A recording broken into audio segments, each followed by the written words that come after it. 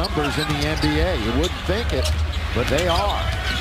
Good win. He's chased to the other side. Look at this. With two. LeBron is going to have to just throw it up and throw it in. I mean, literally. Awesome.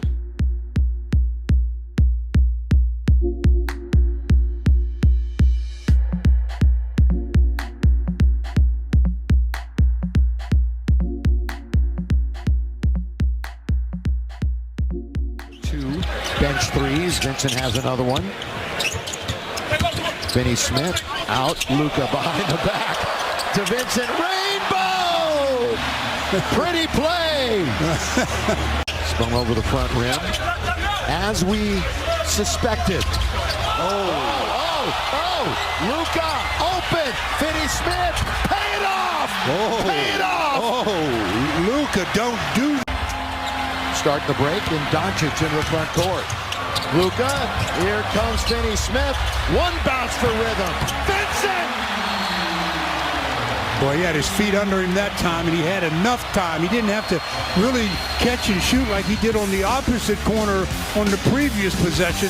Steven Adams was coming at him, but good concentration on the target by Gabe.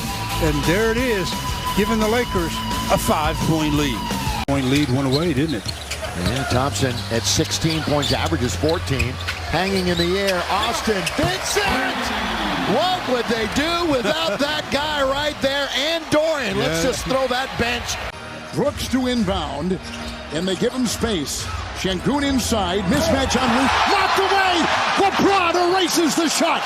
LeBron blocks the shot! My brother's keeper. Look at LeBron James. He times this all the way over. I want to start in a place I don't know if I've ever done a walk-off, which is an inbounds pass. All right, something that was key, though, in this one. You had to get it in. They had called timeout to get to that spot. What are you going through? What are you looking for before eventually you throw it to LeBron? First, I'm just going down my reads, look at Gabe, look at Luka, and then Bron is the outlet. I knew he was posting up at the free throw line. Tom is athletic, so I was a little scared, but Bron did a good job of sealing them off. All right, so then on the other end of the court, LeBron makes a big block, and then you eventually get a big defensive rebound. So you guys did a lot of those, I don't want to call them little things, but made a lot of key plays like that to secure a victory. Man, it's a great team win, man. Coach told us me and Gabe was going to have a bunch of looks because they packed the paint, and them guys did a good job of finding us. Well, you're right. You did get a lot of looks, but you guys knocked them down. 12 combined threes off the bench. How much confidence does that give you as you complement the players that are creating those advantages? It feels good, man. We just got to keep it going. Down the stretch, we know all these games are important. So I'm just trying to do my job, and that's shoot the ball with confidence and live with the result. All right, so plus-minus leader again on your team. I always keep track for you. Not that you're caring about that. You just want to get the victories. How comfortable and how happy are you to be here in the purple and gold? I'm just happy we're getting the win, man. We're playing some meaningful basketball. Just try to come in and give my energy, and I'm happy we got the win. All right, thanks, Soto. Return home and get the win over the red-hot Houston Rockets, who came in winners in 12 of their last 13 games. And by the way, it's the Lakers' 11th straight home win against the Western Conference. It was not a pretty offensive game tonight. It felt more like a grinded-out type of battle, a brawl, but the Lakers do it defensively. They hold the Rockets to 98 points. Remember, the Rockets just a night ago in Phoenix scored 148. So it was just one of those games for both teams. But they found a way. And more importantly, guys, we talked a lot about this in the pregame show. They picked up a game on Houston. With Memphis losing tonight, they now go 2 ahead of them. Important, Geeter, to come home to get the win, and as you just stated, to secure where they are in the standings and even get better. I thought it was a possession game tonight, a game of possessions. No one really, took over the game. It was all about possessions and tough defense. And I thought, the Lakers starters did what they could do, but I really thought it was the bench. Dodo coming in, hitting some big threes. Gabe doing the same thing. I thought it was a collective effort off the bench tonight. And, down the stretch, LeBron, Luka, Reeves did what they needed to do to secure the win. But I thought it was a possession game, particularly on the defensive end. They were able to get some stops. You think about that first quarter, and they only allowed 19 points and 21 in the fourth. So, starting the game good, ended the game good with defense. But, let's really give it to Gabe and Dodo. Yeah. 20 points each off the bench. So, they had 46 total off the bench. And the way those guys came out and stretched the defense, because you look at the way AR shot it from 3, 0 from 3. Look at where LeBron shot it from 3, 2 for 4. These guys kind of carried on. And Rui 1 for 6, who kind of struggled. Luka 1 for 7. These guys, when you everybody always want to harp on, we've been harping on the big three so much, but it ain't always going to be about the big three. It's going to be about the team collectively, what everybody can do. And you mentioned something, you notice how I avoid it when you say role players. Yeah. Everybody on the team is a role player. Luka has a role, LeBron has a role, AR. But when the guys who are the specialists, that's what I call them, specialists come off the bench and do special things, that's when you're able to get a win like this. When the other role players, LeBron, AR, what does Shaq call you? Others? Others. I call them specialists. We're specialists. I like that. So good enough. We got to take a lot of stuff. Anytime you shoot 39% and win a game, you have to say, okay, we grounded out. I mean, that's a quality win against a very, very good Western Conference team. And look, as you mentioned, Rob, where's this team without Dorian Finney-Smith and without Gabe Vincent? We've been kind of harping on the Laker bench. They were tied for 28th in scoring coming into tonight. Those two absolutely won the game for the Lakers. No way the Lakers win without even one of those guys, much less both those guys. And a little comfort now, Geet, for that 4th place. They can breathe a little bit. They're up 2 games. So I know obviously it's just a couple of games here where the rhythm's kind of been found, but do you feel like now that you have the whole team kind of together and you're able to stack these wins against these top teams, that the team's kind of unlocking something, figuring it out together? Yeah, I wouldn't say a rhythm. I mean, those are 2 very different games. I think the competitive spirit and togetherness, we had to play really hard tonight to put ourselves in a position to win the basketball game. We set a season high for catch and shoot threes with 29. A lot of those were uncontested. We were 2 for 16 on uncontested threes in the first half. I feel like, we left a lot on the table, and they did a really good job, I thought, of not allowing us at times to get the matchups that we wanted with some of their scrams. They have a great defense. They communicate well. They're big. They're athletic. They're strong. But we weathered some missed shots, did a good job of taking care of the basketball, limited them to 13 fast break points and 10 second chance points, made them play in the half court. Our guys really competed on that. And they left everything on, they emptied the tank. They emptied the tank on the defensive end. It was fantastic. JJ, Houston played some huge lineups, and I think you were small for a pretty good portion. What allowed those units to have success, and what's the key when you're in those formations against a team like that? Well, defensively, it's just packing the paint and getting rebound. I think we did that tonight. LeBron 8 rebounds, Austin 8 rebounds, Luka 6 rebounds, Doe 6 rebounds, Gabe 4 rebounds, Vando 6 rebounds. That's how we have to control the glass is by committee.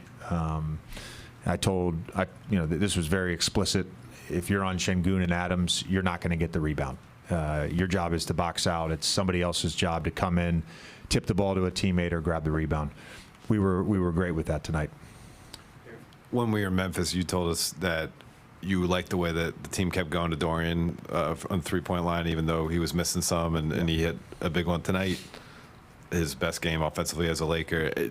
Have you had to coach him up to be able to keep shooting? For him, it's probably feels strange to shoot 11 threes when you have Austin and LeBron and Luka as teammates. Yeah. But do you have to kind of unlock that in him? They should have been 14. He should have shot 14. He passed up 3. I think his teammates have a ton of confidence in him. We as a coaching staff have a ton of confidence. He needs gentle reminders sometimes to keep shooting. And particularly, look, the type of shots that he gets, whether that's a corner 3 or a pick and pop versus a 5, they're open shots. We're not going to get a better shot. He has to be willing to unload the clip every night. JJ, I know you kind of already touched on it, but it felt like they were really making a point to get the big 3, the ball out of their hands and into everyone else's hands, and you could tell that kind of by their field goal attempts. How did you feel like you guys handled that, and is this kind of like a reference point for the playoffs when you're playing teams that are probably going to try and do the same thing? Yeah, I think, Houston, they have the personnel to do that. Our three guys that are our primary creators and shot takers, I thought just did a good job of being patient and taking what was there. And if they wanted the ball to find Gabe and Dorian, I think those guys responded well. They shot 12 for 24 from three. Again, it's just a willingness to take shots, and it wasn't just the two of them. Rui missed 5 threes that were open. Like we generated good stuff. It was very obvious that they were trying to take away Jackson's roles.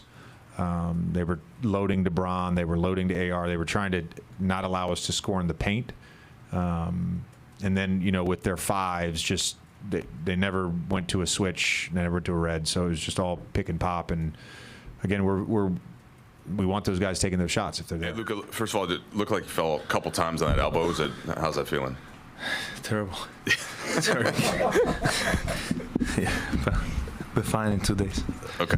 JJ mentioned clearly, Houston was kind of selling out to prevent the lob to Jackson, certain things with you getting downhill or LeBron and Austin. Did you feel like the patience to get the ball to Dorian, get the ball to Gabe, cut it to your shooters? Is that just how you have to play in that situation? Yeah, definitely. Just do what the defense give you. They got to give you something at some point. So once we saw they're doing that, we were just telling those guys to shoot.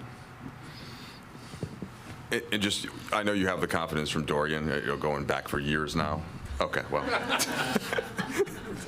fair enough. Your banter aside, with that level, and then how do you feel also just with Gabe and your other teammates now, and how comfortable are you with the rest of the roster as well?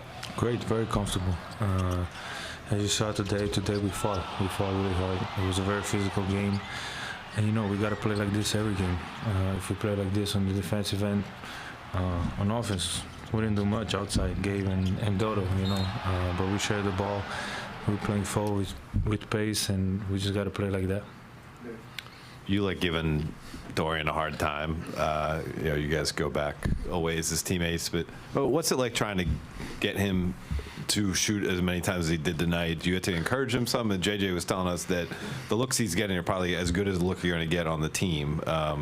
Do you have to kind of keep reminding him that please keep shooting? No, I just told him today, if you don't want to shoot it, I'll shoot it. Honestly, you can ask him.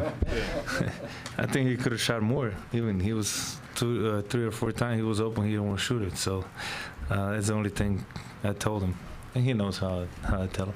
Do you recognize, though, his maybe reluctance to do that, considering there is you and LeBron and Austin, like really talented offensive players, and he plays a team style of brand of basketball, like that you understand the why he maybe is not just looking to gun?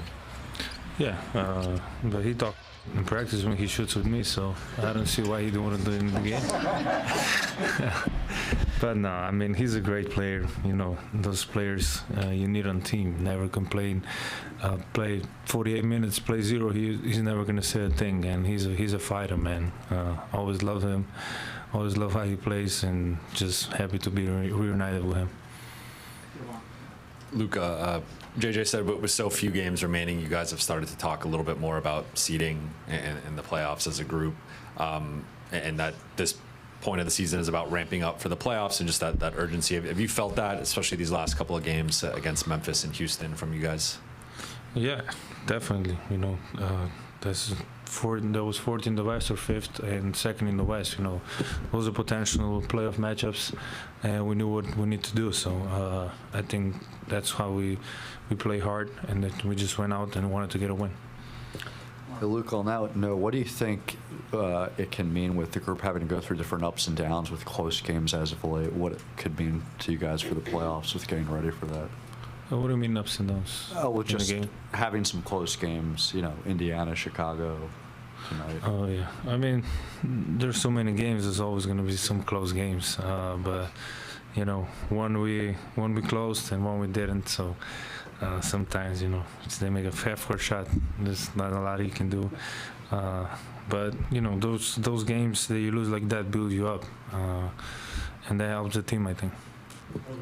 At this point in the season, how much do you pay attention to the standings and, push for specific seeding, as you guys close the regular season? A little bit. We talk as a group mostly, but we just got to go game by game. That's what I always say. You can't look forward. You got to go game by game. Every game is a different challenge, so just got to go game by game. Hey, Luka. We see you cracking jokes, and the chemistry is definitely there on the court. Over the last couple of weeks / month and a half, how has your guys' chemistry grown off the court, especially over all these last couple of road trips? Well, we didn't do even dinner yet. We had so many games, so we didn't have time for that. But, out the court is great. Everybody, we're joking in the locker room. Then when we need to lock in, we'll lock in. So the chemistry is a great point right now.